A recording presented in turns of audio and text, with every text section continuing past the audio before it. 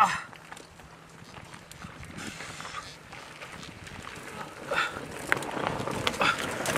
l'enculé.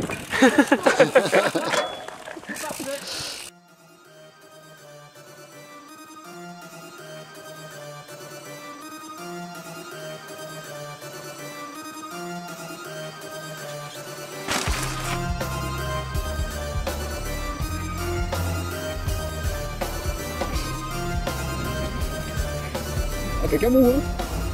Bravo ça. Allez, ça roule. Voilà, tu vois, ça fait les 4 premières secondes à lancer qui sont... Quand tu te grattes les couilles, je l'entends. Hein. On va le faire avant alors. Ouais, voilà, ça c'est fait. Voilà. Si ça tourne, faut pas qu'il le mette dans le making of après. Voilà. Ils s'en bat les couilles. Il en met des merdes dans le making of, hein. T'inquiète pas, va. Ok. Salut l'équipe, on est aujourd'hui en présence de Cyril. Cyril, en quelques mots, c'est la quarantaine. Il vient de tous les horizons du vélo et il va nous présenter notamment aujourd'hui un vélo d'assisté, un vélo électrique. Mais bizarrement, c'est un mec qu'on n'a pas besoin. Tu peux nous parler un peu de ton palmarès de course, s'il te plaît? Ouais, alors j'ai commencé le vélo quand j'étais petit, à faire du BMX, en compétition, je faisais de la race, j'ai couru jusqu'en expert. D'accord. 15 ans expert, j'ai couru. Après, je suis passé au VTT, mais bon, ça n'existait pas vraiment. Alors, c'était des vélos de route que je modifiais pour aller dans la colline. Et puis, après, au cross-country, quand il y avait du cross-country, puisqu'il y avait que ça en fait, mais je faisais du cross-country que pour les descentes. D'accord. En fait. Donc, je faisais déjà de l'enduro dans ma tête. Ok. Après, j'ai fait un peu de descente. Après, j'ai coupé un petit moment. Et puis, je me suis remis au vélo avec l'enduro. Il y a quand même déjà pas mal d'années, une quinzaine d'années que j'ai repris. En gros, j'ai fait au moins 3 ou 4 Trans-V, 2 Epic Enduro, et je dirais que mon meilleur classement, pour lequel je suis quand même assez fier, c'est en 2011 où j'ai fait 3e de la Coupe de France d'Enduro en Master 40. Rien que ça, rien que ça. Mais du coup, question qu'on se pose tous, mais pourquoi un VE du coup? Pourquoi un VAE? Bah ouais. Parce qu'en fait, il ne faut pas attendre de ne pas avoir le physique pour faire du VAE. Il faut en profiter même quand on est entraîné, parce que du coup, quand on met 300 watts, il en met autant. Et du coup, là, on prend un plaisir énorme. C'est-à-dire que c'est pas un VAE pour suivre les gens qui ont un vélo normal parce qu'on n'est pas capable de les suivre. C'est un VAE pour prendre du plaisir. C'est un VAE pour se challenger dans les montées techniques, trialisantes, explorer plein de montées avec lesquelles je portais le vélo pour passer. Là, je monte en vélo, j'essaie de monter des grosses marches, de passer des trucs improbables, et c'est surprenant parce que ça passe. Et du coup, on peut pratiquer sur des chemins uniquement en single quasiment, même dans des chemins très techniques, et on s'amuse partout. En 2 heures, on fait l'équivalent de ce qu'on fait en 5 heures de descente.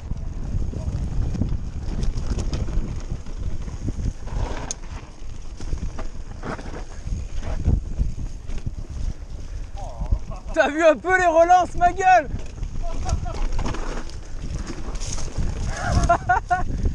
Comme il dit, même les montées, elles sont fun.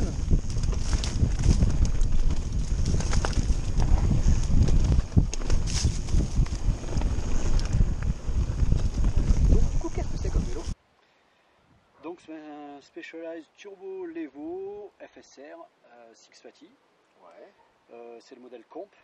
Donc c'est le 2016. Alors, en 2016, c'était le premier modèle de la gamme. Donc le plus accessible en termes de prix, à 4 990. 5000, ouais.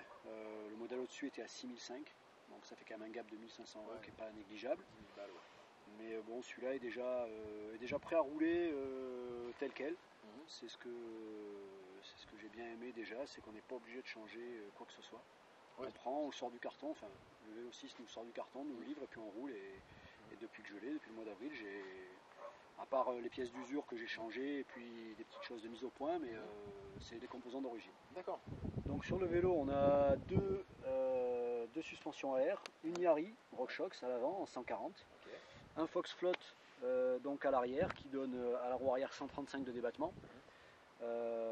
Donc ça reste relativement basique parce qu'on a principalement un réglage de détente sur les deux. On a un petit réglage de compression à l'avant, mais c'est pas un vrai réglage fin de compression, c'est juste un blocage. Et à l'arrière, on a les 3 positions classiques du Fox. Voilà. Dur, mou et moins mou. Et mou. Voilà, une position pédalage intermédiaire au milieu, un petit peu trail, et puis une position ouverte et une position entre guillemets fermée, mais qui n'est pas vraiment fermée, quoi. Ok. Voilà. La transmission du coup, qu'est-ce qu'ils ont monté dessus? Donc au niveau de la transmission, donc c'est du GX qui marche bien pour le niveau de gamme. J'étais plutôt habitué à avoir du XO, des choses comme ça. Enfin, sur mon ancien vélo, j'ai du SRAM 11. Donc c'est plus bas en gamme, mais la chaîne est d'origine, j'ai jamais cassé de chaîne. J'ai pas cassé de dents sur la cassette, comme ça a pu arriver. Il y a pas mal de personnes qui ont eu des soucis, qui se sont fait changer la cassette, qui ont cassé des dents, des choses comme ça. Mais bon, moi je suis assez souple quand même. Quand je change les vitesses, je fais attention. Je passe les vitesses une par une, et puis j'ai pris un petit temps pour m'habituer aussi, parce que avec la puissance que remet le moteur sur la transmission, il faut quand même prendre des précautions, parce qu'on est en gros, si on force en même temps que le moteur, qu'on force vraiment, on a quasiment 500 ou 600 watts à la roue arrière. Donc 500-600 watts pendant qu'on change les vitesses, c'est beaucoup trop, quoi. Ouais. Voilà. Parce que du coup, c'est pas un groupe dédié à l'électrique. Non, c'est pas un groupe dédié à l'électrique, c'est une transmission classique en 11 vitesses. Okay. Voilà. Ouais, du coup, ça fonctionne, quoi. Du coup, ça fonctionne, mais il vaut mieux changer les vitesses une par une plutôt que de les changer en effet, parce que si par tu mets la chaîne de travers et que tu appuies, c'est... Surtout que des fois, on n'a pas l'impression, mais le moteur appuie. Et en fait, on n'a pas l'impression de forcer autant que ce qu'il y a à la roue arrière. Ouais, forcément, c'est clair. Donc du coup, là, on a fait un petit topo. Bon, en termes de composants, je vois que tu as une tige de selle télescopique. Ouais. Bon, elle fonctionne, j'imagine. Nickel, c'est une spé, j'ai jamais eu de soucis avec. Ok, ça fait le taf. Voilà. Au niveau des freins, des guides air, bon, pareil. Ouais, pareil, moi, il y a pas mal de gens qui les changent, mais moi je trouve qu'ils fonctionnent bien, il y a de la puissance, c'est en 200 d'origine devant-derrière. D'accord, ok, ouais, ils ont pas négligé le diamètre, 4 pistons, non, ça va bien, franchement. Donc du coup, le dernier élément dont on n'a pas parlé et qui me semble être un des éléments principaux hormis le moteur du vélo, c'est les pneus, les grosses roues, enfin, qu'est-ce que c'est? Donc c'est des Roval de chez Specialized, donc ils font 38 mm de large. Ouais. Pour les gros pneus, donc pour le format plus, elles sont en boost aussi, avant-arrière. Ok. Voilà, moi ce que j'ai fait, c'est que d'origine les pneus n'étaient pas des grids quand j'ai eu le vélo. Bon, Specialized maintenant met de série des grids. Dès qu'ils ont eu les grids, ils les ont mis de série sur les nouvelles livraisons. Et ce que j'ai fait, c'est que j'ai rajouté le Procore. Bien. Donc c'est le petit autocollant bleu qu'on voit près de la valve là. En fait, la valve elle a deux positions. Une pour gonfler le petit pneu qui est à l'intérieur, donc c'est un pneu comme un pneu de route en fait, qui a cette section là à peu près. Donc son rôle c'est de tenir les tringles du gros pneu en place et d'éviter que quand on vient talonner, on vienne taper la jante. D'accord. Mais moi j'ai surtout mis pour que en basse pression, parce qu'on roule à peu près à 1 bar, voire moins de 1 bar, sur les appuis ou dans les rochers, qu'il n'y ait pas la tringle qui vienne bouger du bord de la jante et perdre de l'air en fait. Ouais, donc tu sécurises. Donc ça stabilise bien le pneu, et puis quand ça tabasse, la jante elle prend rien. Et bon, j'ai jamais eu de soucis avec. Avec les anciens pneus qui étaient un peu light, j'ai crevé une fois au faron là-bas. Et je suis rentré à plat sur le Procore, puisqu'on peut rentrer à plat sur le Procore. Du coup, le pneu reste en place. On ne déjante pas, rien, et on peut finir. Je suis rentré tranquille comme ça. D'accord. C'est mieux que d'avoir à tout démonter quand même. Donc en l'état, là, qu'est-ce que tu devrais changer sur le vélo, d'après toi? Donc en l'état, moi je testerais bien la transmission EX1 de chez SRAM. Qui permet de passer les vitesses en charge et avec tout le couple. Donc ça c'est intéressant, je pense. Et puis je testerai bien aussi une évolution des suspensions pour les passer avec une cartouche plus évoluée et en ressort aussi, comme il se fait pas mal maintenant. Et en augmentant un petit peu le débattement, ça pourrait être sympa pour l'enduriser encore un peu plus. Bien que là déjà il est bien endurisé déjà d'origine. Il avoine. Hein. La géométrie est bien, on a un bon angle de chasse à 67 degrés.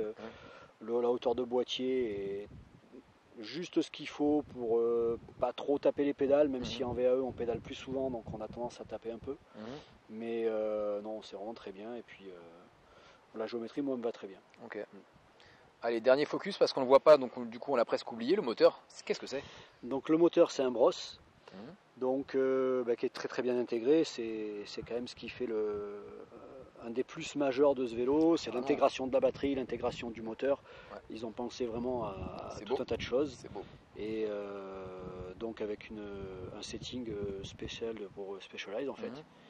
Et des settings qui se font via l'application Mission Control en fait de chez SP, où on peut paramétrer les 3 modes avec le niveau d'assistance qu'on veut.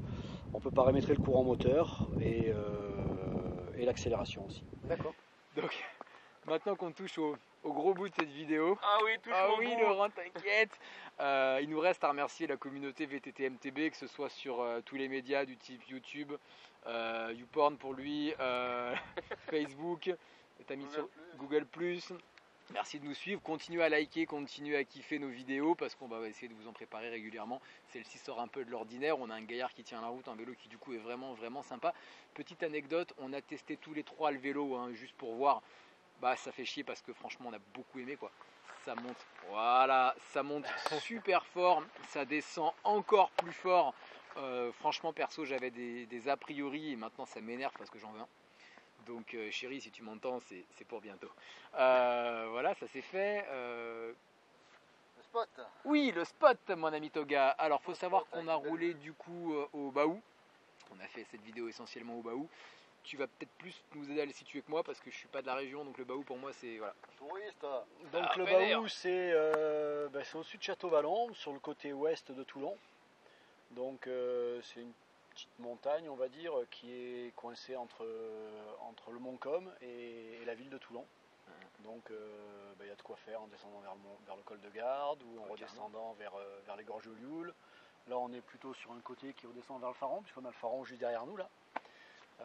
Voilà, donc un petit spot bien sympa avec un peu de tout, beaucoup de cailloux quand même dans l'ensemble. Ah, on est dans le bar. Mais voilà, de quoi faire et de quoi s'amuser. Ok, bon bah, fun. Si, dernière chose, bravo aux 3 gagnants du jeu de fin d'année. Vu que ça a bien marché, bien plu et qu'on a fait 3 heureux, du coup, je pense qu'on va remettre ça bientôt. Très bientôt. À bientôt. Bye.